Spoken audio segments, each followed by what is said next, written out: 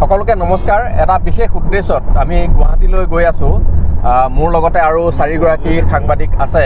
কলিয়াবৰৰ পৰা মুঠতে আমি 5গৰাকী সাংবাদিক আজি এই ভ্ৰমণটোত আছোঁ। মোৰ লগতে তৰুণ মুক্তিয়াৰ জ্যেষ্ঠ সাংবাদিক গোলাপ শইকীয়া আছে, আগফালে আছে কিশোৰী কুমাৰ ডেকা, গৌতম বৰা দুগৰাকী আছে। গতিকে আমি 5গৰাকী সাংবাদিক আহিছোঁ। আৰু লগতে এইটো কথা জনাওঁ যে 6খনকৈ জিলাৰ সাংবাদিকসকলক, বিশেষকৈ জনসংযোগ বিভাগৰ স্বীকৃতিপ্ৰাপ্ত যিসকল সাংবাদিক, সেই সাংবাদিকসকলক আজি নিমন্ত্ৰণ জনোৱা হৈছে গুৱাহাটীৰ খানাপাৰা ষ্টাফ কলেজত অনুষ্ঠিত হোৱা এটা বিশেষ অনুষ্ঠানলৈ।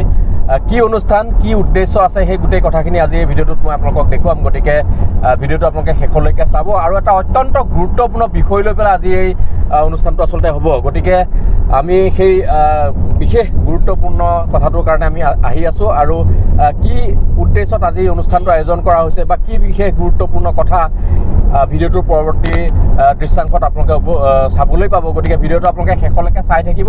আৰু বিশেষ কথাটো হৈছে এইটো যে বৰ্তমান সময়ছোৱাত সমাজত বিষবাষ্পৰ দৰে বিয়পি পৰিছে ড্ৰাগছৰ অপপ্ৰয়োগ। আৰু এই ড্ৰাগছৰ কৰাল গাখত পৰি ইতিমধ্যে বহু জীৱন ধ্বংসপ্ৰাপ্ত হৈছে।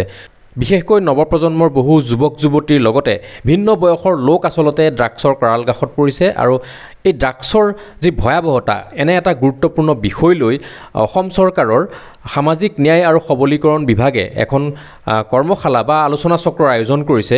আৰু সেই অনুষ্ঠানটোত অংশগ্ৰহণ কৰিবলৈকে আমি কলিয়াবৰৰ পৰা আহি আছোঁ। আৰু আমাৰ লগতে 6খনকৈ জিলাৰ সাংবাদিকক আচলতে এই কৰ্মশালাখনলৈ নিমন্ত্ৰণ জনোৱা হৈছে। আৰু যিহেতু জনসংযোগ বিভাগৰ স্বীকৃতিপ্ৰাপ্ত যিসকল সাংবাদিক আছে তেওঁলোকক এই অনুষ্ঠানটোলৈ আমন্ত্ৰণ জনোৱা হৈছে। আৰু গুৱাহাটীৰ খানাপাৰাস্থিত যি Assam state administrative staff college আছে, সেই ষ্টাফ কলেজৰ অডিটৰিয়ামত এই কৰ্মশালাখনৰ আয়োজন কৰা হৈছে। আৰু আমিও সেই উপলক্ষে আহিছোঁ গুৱাহাটীৰ ষ্টাফ কলেজলৈ। যথাসময়ত আমি আহি আমাৰ গন্তব্যস্থানত উপস্থিত হ'লোঁ। আৰু উপস্থিত হোৱাৰ লগে লগে আমি দেখিলোঁ এনেধৰণে ৰেজিষ্ট্ৰেশ্যনৰ প্ৰক্ৰিয়া চলি আছে। আৰু আমিও নিজৰ নাম, ঠিকনা বা কোন প্ৰতিষ্ঠানৰ পৰা আহিছোঁ সেইসমূহ তথ্য পাতি দি আমি পঞ্জীয়ন কৰি ল'লোঁ। আৰু তাৰ লগতে আমাক কিছু সমল তেওঁলোকে যোগান ধৰিলে। আৰু সেই সমলৰ ভিতৰত আছিল 2খন প্ৰপত্ৰ, যি 2খন প্ৰপত্ৰৰ এখন আমি কৰ্মশালাত যোগদানৰ পূৰ্বে পূৰণ কৰি জমা দিব লাগে, আনখন কৰ্মশালাৰ পিছত যোগান ধৰিবলগীয়া প্ৰপত্ৰ। গতিকে আমি আহি এনেধৰণে এই কৰ্মশালাৰ বা এই আলোচনা চক্ৰৰ স্থানত বহিলোঁ। আৰু এই প্ৰপত্ৰসমূহ তেওঁলোকে দিছিল। প্ৰথমখন প্ৰপত্ৰত আছিল 2টা প্ৰশ্ন। তাৰ ভিতৰত প্ৰথমটো আছিল ভাৰত চৰকাৰে অবৈধ আৰু নিষিদ্ধ কৰা বিভিন্ন নিচাযুক্ত মনোসক্ৰিয় পদাৰ্থ কি কি, সেই সন্দৰ্ভত সুধিছিল। আৰু দ্বিতীয়তে সুধিছিল যে যদি কোনোবাই নিচাযুক্ত দ্ৰব্যৰ আসক্তিত পৰে তেনেহ'লে তেনেলোকক চিকিৎসাৰ বাবে ক'লৈ কেনেকৈ নিব পাৰি সেই সন্দৰ্ভত সুধিছিল। আমি সেইখিনি পূৰণ কৰি তেওঁলোকৰ হাতত জমা দিলোঁ।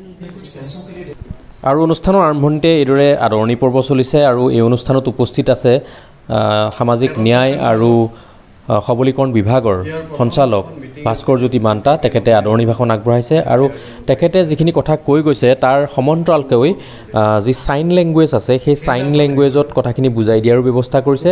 আচলতে তেখেতৰ ভাষণটো বুলিয়ে নহয়, গোটেই কথাখিনি এনেধৰণে ছাইন লেংগুৱেজতো বুজাই দিয়া হৈছে। গতিকে সামগ্ৰিকভাৱে খুব ধুনীয়াকৈ অনুষ্ঠানটোৰ আয়োজন কৰিছে। খুব সুন্দৰকৈ সামাজিক ন্যায় আৰু সবলীকৰণ বিভাগে ইয়াত এই অনুষ্ঠানটোৰ আয়োজন কৰিছে। আৰু কেইবাগৰাকীও বিশিষ্ট সমল ব্যক্তি আছে। আমি তেওঁলোকৰ কি কয় সেয়া শুনিম, আপোনালোককো দেখুৱাই যাম। গতিকে এনেধৰণে খুব সুন্দৰ ৰূপত আচলতে অনুষ্ঠানটোৰ আয়োজন কৰা হৈছে। আশা কৰোঁ বা আপোনালোকে কি বিচাৰে গভৰ্ণমেণ্টৰ পৰা সেইখিনি আমি চমুকৈ আজি ডিছকাছ কৰিবলৈ তাৰ মাজতে অনুষ্ঠানত উপস্থিত হ'লহি সামাজিক ন্যায় আৰু সবলীকৰণ বিভাগৰ মন্ত্ৰী পীযুষ হাজৰিকা। তেখেতেও ভাষণ প্ৰদান কৰিলে। আৰু সাংবাদিকসকলক সমাজৰ একোগৰাকী সংগঠক বুলি উল্লেখ কৰি তেখেতে ড্ৰাগছৰ ভয়াৱহতা ৰোধ কৰাৰ ক্ষেত্ৰত সাংবাদিকসকলে গুৰুত্বপূৰ্ণ ভূমিকা ল'ব পাৰে সেই কথা তেওঁ ব্যক্ত কৰিলে। ল'ৰাটো আৰু কি হয়, আৰু ওলোটা প্ৰভাৱ পৰে। গতিকে তেনেকুৱা হয়তো আৰু ড্ৰাগছ খাব, আৰু মদ খাব, আৰু ভাং খাব। অকল ড্ৰাগছেই নহয়, মদো খোৱাটো ভাল বুলি মই অনুভৱ নকৰোঁ। অতিকৈ মদৰ আসক্তি থকা মানুহো ড্ৰাগছ আসক্তৰ সৈতে একেই। বহু মানুহ মদ আসক্তিৰ কাৰণে মৃত্যুমুখত পৰা আমি নিজেই দেখিছোঁ। গতিকে এই ক্ষেত্ৰত আপোনালোকে আমাক সহায় কৰক, সমাজখনক আমি সহায় কৰোঁ, এখন সৰ্বাংগ সুন্দৰ সমাজ আমি গঠন কৰোঁ। তাৰ কাৰণে আপোনালোকে আহাৰ বাবে ধন্যবাদ দিছোঁ। মন্ত্ৰী পীযুষ হাজৰিকাৰ পিছতে ড্ৰাগছৰ যি ভয়াৱহ প্ৰসাৰ, সেই প্ৰসাৰ সন্দৰ্ভত বক্তব্য দাঙি ধৰিলে অসম আৰক্ষীৰ অতিৰিক্ত অধীক্ষক অনুৰাগ শৰ্মাই। আহোমৰ দিনতো আহোমৰ সাম্ৰাজ্যৰ দিনতো অলপ কানি খাইছিলে মানুহে, হয়তো বিষ উপশমৰ কাৰণে বা কিবা। তাৰ পাছত এইটো ব্ৰিটিছে খুব পলিচিলৈ পুছ কৰিছিলে।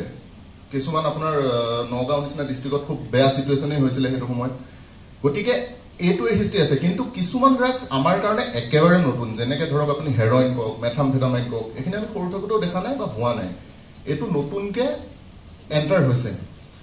এতিয়া আপোনাৰ Assam as a transit route, it's very important. অসমত স্পিল অভাৰ হয়, আপুনি চাহ বা কাপটোত যেতিয়া চাহটো বাকী থাকিব অলপ স্পিল অভাৰ যিদৰে হয়, অসমৰ থ্ৰুদি এটা মেজৰ পৰ্চন ড্ৰাগছৰ পাৰ হৈ যায়।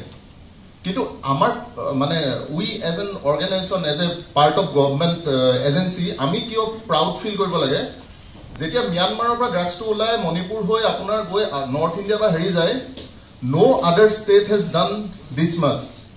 আমি অসমে যিমানখিনি এতিয়ালৈকে ৰিকভাৰ এণ্ড একশ্যন লোৱা হৈছে। অনুষ্ঠানটোত আমন্ত্ৰিত বক্তা হিচাপে উপস্থিত আছিল বিশিষ্ট সাংবাদিক তথা বৰ্তমান নাগালেণ্ড ইউনিভাৰ্চিটিৰ আচাৰ্য সমুদ্ৰগুপ্ত কাশ্যপ। তেখেতৰ বক্তব্যও শুনক কি ক'লে। ৱৰ্কশ্বপ তেওঁলোকে কৰিছে। এইবিলাক আমাৰ কাৰণে, মিডিয়াৰ কাৰণে আচলতে কণ্টিনিউৱাছ মিডিয়া এডুকেশ্যন, CME বুলি ক'ব পাৰোঁ। আৰু শেষত এইটো কথা ক'ব পাৰি যে well versed, well trained, well oriented journalist performs well, earns respect and above all earns acceptance and recognition. গতিকে যিসকল সংবাদদাতা, যিসকল জাৰ্নেলিষ্ট, যিসকল মিডিয়া পাৰ্চন একোটা বিষয়ক লৈ খৰচি মাৰি তেওঁলোকে ষ্টাডি কৰে, তেওঁলোকৰ প্ৰশিক্ষণ হয়, তেওঁলোকৰ অৰিয়েণ্টেশ্যন হৈ থাকে সময়ে সময়ে, আৰু তেওঁলোকৰ পাৰফৰ্মেঞ্চ ভাল হয়, তেওঁলোকক সমাজে স্বীকৃতি দিয়ে, সন্মান কৰে, আৰু সমাজে তেওঁলোকক আঁকোৱালি লয়। আৰু সমাজে আঁকোৱালি লয় মানে কি, মোৰ বাতৰিটো বেছিকৈ চাব, মোৰ কাকতখন বেছিকৈ চাব, মোৰ শ্ব'টো বেছিকৈ চাব, মোৰ চেনেলটো বেছিকৈ চাব, মোৰ লাইকছ বেছিকৈ আহিব। এইখিনি হ'ল থুলমূল মোৰ কাৰণে ৰিকগনিশ্যন। আন এগৰাকী আমন্ত্ৰিত বক্তা ৰিটায়াৰ্ড ডিষ্ট্ৰিক্ট ছেছন জাজ, লগতে ৰয়েল গ্লোবেল ইউনিভাৰ্চিটিৰ অধ্যাপক ডক্টৰ থানেশ্বৰ কলিতা। তেখেতেও যথেষ্টখিনি গুৰুত্বপূৰ্ণ বক্তব্য দাঙি ধৰিলে এই অনুষ্ঠানত। এতিয়া বৰ্তমান তাৰ কি হ'ল, ড্ৰাগছৰ মেইন হাব আছিল এটা সময়ত প্ৰায় 3000 BC, 3000 বছৰ আগতে। এয়া doctor Sandeep Hanse, state coordinator, national drug survey under MSJE, government of India, and chief functionary of SLCA on drug prevention, Assam and Meghalaya.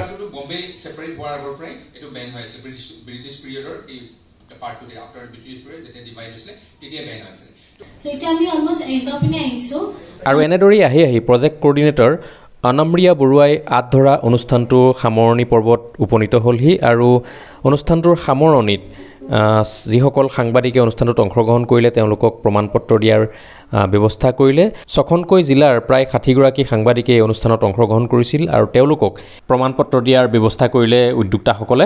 এনেদৰে বিশিষ্ট অতিথিসকলে সাংবাদিকসকলক প্ৰমাণ পত্ৰ বিতৰণ কৰিলে আৰু প্ৰমাণ পত্ৰসমূহ গ্ৰহণ কৰিলে সাংবাদিকসকলে। আৰু এই অনুষ্ঠানটোৰ পৰা সকলো সাংবাদিকে এটা কথা কিন্তু উপলব্ধি কৰিলে বা অনুভৱ কৰিলে যে বৰ্তমান সমাজত ড্ৰাগছৰ যি ভয়াৱহতা, সেই ভয়াৱহতা ৰোধ কৰাৰ ক্ষেত্ৰত প্ৰতিজন নাগৰিকৰ, প্ৰতিজন লোকৰে আচলতে দায়িত্ব আছে, কৰ্তব্য আছে। আৰু সকলোৱে একত্ৰিতভাৱে যদি আগুৱাই আহে তেনেহ'লে ড্ৰাগছৰ যি ভয়াৱহতা সেয়া নিশ্চিতভাৱে হ্ৰাস কৰিব পৰা যাব। আৰু শেষত এয়া vote of thanks. Would like to thank all the resource person for sharing their experience and knowledges with all of us.